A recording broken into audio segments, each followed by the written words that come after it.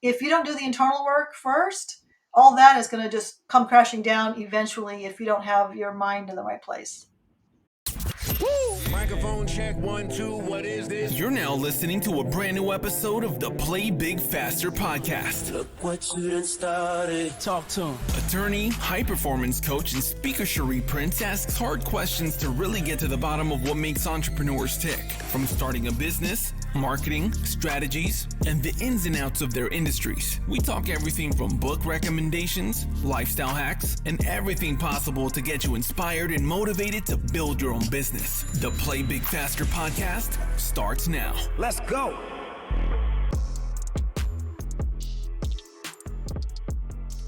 Welcome to another episode of the Play Big Faster podcast. I'm your host, Cherie Prince, and today we are joined by financial and life coach Patti Handy. Hi, Patti. Hello, Cherie. Great to see you here, and thank you for having me. Thank you so much for joining us. I think you do something that's very interesting. You combine your coaching with life coaching and financial coaching, and I don't see that a lot. Tell us how you came up with that combination. It is somewhat unique. I've spent many years in the corporate world, and then I went into the mortgage world. When I was in the mortgage world as a mortgage advisor, I loved working with people, wanted to get a deeper understanding of working with people, and I got certified as a life coach. Didn't need it for my job, but just really wanted to do that. And then I went on to become a financial advisor, and then I wanted to get more involved with executive coaching with my clients. It's a unique combination, and it's just, the desire to understand people, understand those relationships, how we all tick, and what makes the world go round. As a financial advisor, do you have a certain group of the market or a certain niche that you cater to? When I was a financial advisor, no, but as a financial coach, which I am now, I work with women. I originally was working with divorced, widowed, and single women, and I had a lot of married women come to me and ask me if I could help them. I'm like, yes, of course, I can absolutely help. So I'm expanding that horizon to women because at the end of the day, women need to understand financial empowerment, financial investing, and just feel comfortable with managing and being comfortable with that conversation. That is so true. Now, I hope the men still stay tuned in because we do have a lot of great, great tips for them as well. But when it comes to advising women about managing money and understanding money, what are some of the tips that you generally share with them? Well, I start by, first of all, debunking a lot of the myths. So there's such a lot of conversation out there that this financial markets and all the nuances of investing and managing money is this like taboo kind of scary subject. And it really isn't. It's actually once you learn it, once you understand the basics of investing in funds and the different kinds of funds and managing your assets and allocating a certain percentage in the market, once you know it, you know it. And then it becomes this comfortable conversation. So I just simplify it and I just break it down into common language. I don't use the fancy lingo or the jargon. And I want everyone to know that it's something that is relatively easy to learn. What's the difference with your financial coaching versus when you were a financial advisor? Yeah, great question. I get that asked a lot. So as a financial advisor, the firm brought in funds. We actually managed the money and we took the money in and we managed those funds. We would do all the investing and the transactions ourselves. As a coach, I do not take in funds. I don't manage assets. So my clients are individuals who sometimes are working with financial advisors because what I do complements their work, or they're an individual with a smaller portfolio, and oftentimes the financial advisors have a minimum, so they can't use a financial planner unless it gets costly. So I help them understand how to invest on their own. I teach them about the markets. I teach them about the funds and how to look at expense ratios and how to look at performance and walking through some of those basics that the financial advisor will just do for them. I'm not actively engaged in managing their money. I'm just teaching them how to do it themselves. What's the difference between what you do and the education portion about personal finance? Yeah, so the vast majority is individuals and personal finance. If you are an entrepreneur and you are managing a company, you still have to understand personal finance. You have to understand your money and managing it and putting it where it should be, depending upon your cash needs and everything else. It's primarily for the personal or the solopreneur or entrepreneur who has a small team. One question that people ask me a lot, and I immediately refer them to like someone like you, a financial coach or advisor, because I don't give financial advice. but the difference between savings and investing, because money that you have invested is not necessarily your savings. What are your thoughts on that? What you have invested in the markets, if it's invested in the markets, and that is stocks, bonds, mutual funds, index funds, all of that, that is saved funds, but it's not sitting in a savings account earning nothing. It's working for you, and that's what you want. Money that you have sitting in a savings account. And unfortunately, I've had clients who have large assets sitting in a savings account earning nothing. And once I showed them, what they're losing by not putting it into even a money market account that is very liquid, that's now at the time of this recording, money market accounts are in the fives. And how that works out to be a dollar amount at the end of the year, it's pretty eye-opening. But when you are investing those monies and you're putting it in the market, that's more long-term money. You don't want to be invested in the market unless you don't need that money for at least 7 years or longer. If you need money shorter term, 3 5 years, you should have it either in bonds or in a liquid type asset like a money market account, because the last thing you want to do is to need to tap into that market or that money when the market's going through a correction or having some downtime, if you will, and then have to sell those assets when the market's down. That would be the worst thing. That's why you want to make sure that whatever you have in the market is long-term invested. That is so important because I think sometimes it may not be communicated how long you need to have an investment set aside. It's not like having liquid funds or a money market account where you can access those funds. So if you're going to buy a house and you've got your down payment in an account and you want to, I need to earn more money on this money. I've got a big chunk of change, but I'm going to buy a house in a year. Yeah, don't put that in the market. That would be a mistake. With some of your clients, for instance, who may be starting over, what is some of the advice that you would give them as it relates to financial success? So, depending upon the situation, what we start with is getting a really solid understanding of where they are today, especially if it's post divorce or their spouse passed away. What's coming in, what's going out? And a lot of times I ask that and they're not really sure. They have a rough idea, but they don't really have a good solid spending plan in place. They don't know really what's going out and what's truly coming in. So, they don't know if they're really upside down every month or if they've got positive cash flow. And then we look at net worth. What are their assets? Where are these assets? And that includes the home, that includes all the retirement accounts, that includes insurance, all those things that are considered part of your asset structure. And then we make sure that those are in a situation where they are properly allocated and properly placed, whether looking at those retirement accounts or whatnot. So it starts with really understanding where they are today, because if you don't know where you are today, you can't make a plan to get to where you want to be tomorrow or 5 years from now.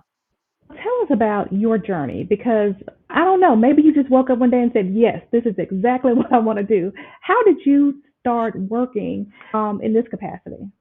Yeah, good question. So it actually started um, right after my divorce. I remember laying in a fetal position, just in tears, with the trauma and the grief of a divorce. And I had a son. I have a son who he was 18 months at the time, and I was like, oh my gosh, how am I going to do this? And I was just overwhelmed with everything.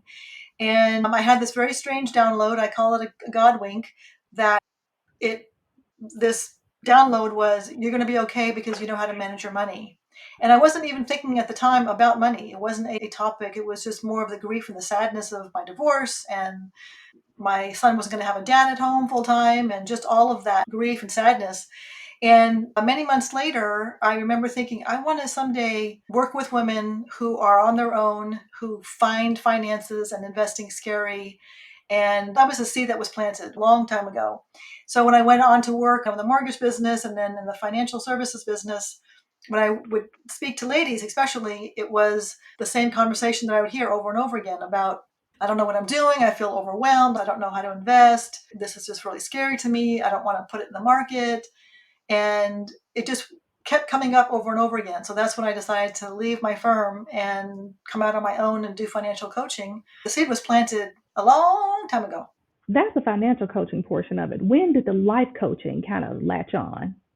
The life coaching came on when I was in the mortgage business, and I just wanted to get a better understanding of working with people and understand how to better serve. The mortgage business is very transactional. You do a loan, you process it, 30 days later, the client's gone unless they refinance and they come back. But it's very transactional, and I wanted to have a deeper relationship with those clients. So I decided to get certified as a coach. It was great. I think it's something that it serves me in my personal life as well as my professional life. With so much noise online, how do you suggest that your clients filter through everything? Because they may not have a Patty who's just really right there for them. How do they figure out who to work with and what to do? Yeah, it's a good question. There is a lot of noise online, and it's hard to know who to trust. It's hard to know what's accurate. There's a lot of great people out there with a lot of really good information, but there's some information that's not necessarily highly accurate. So you've got to be careful. I would recommend, honestly, to reach out to somebody that family friend, or referral of a partner like an attorney or CPA or an advisor, and say, here's my situation. I need some help. Do you know of somebody that can help me? And then work from there and then interview people. Just talk to them and see if you like them. And you just use your intuition. We, as especially ladies, we're very intuitive, and we can tell when somebody is just, blowing smoke or truly interested in somebody's well-being. How much of what you do actually involves money mindset? A huge part, a huge, huge part. That is actually the foundation of everything. I can teach you again the mechanics of money and the mechanics of investing and all that. But the money mindset, if you don't understand your relationship with money, you don't understand those limiting beliefs that's playing in your subconscious mind and how that's affecting your thoughts, which then affect your actions, which then affect your results in life, you will make the same mistakes over and over again. And I start there. I want to understand what their money story is, because that is going to just lead them to that path. If they don't understand that relationship, they will just make the mistake over and over again. Okay, let's unpack that. What is a money story?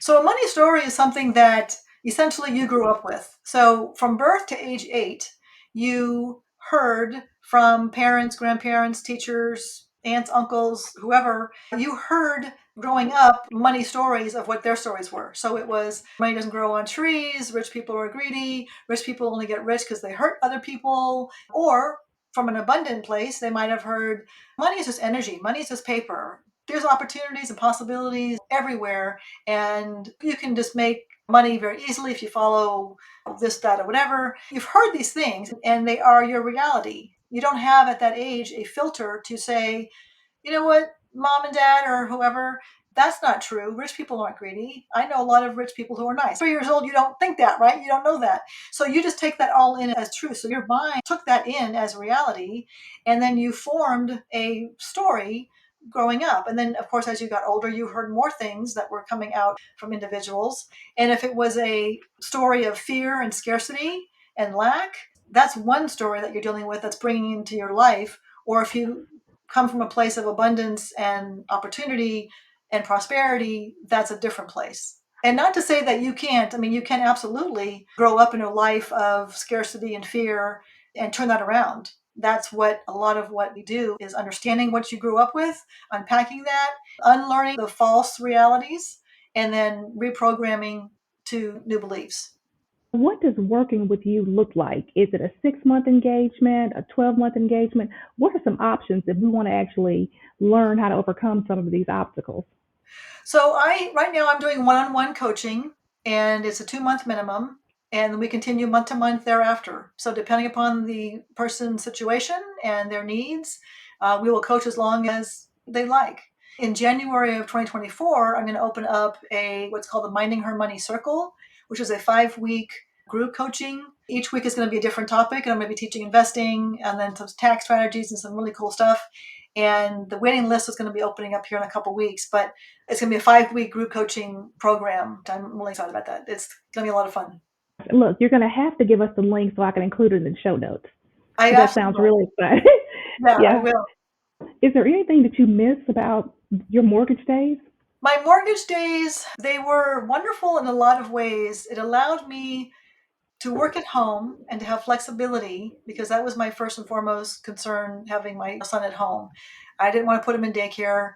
And so I left my corporate banking career and decided to go into the mortgage world. So I had that ability to have that flexibility. So the mortgage piece, I loved working with people. I helped people get into homes. That was exciting.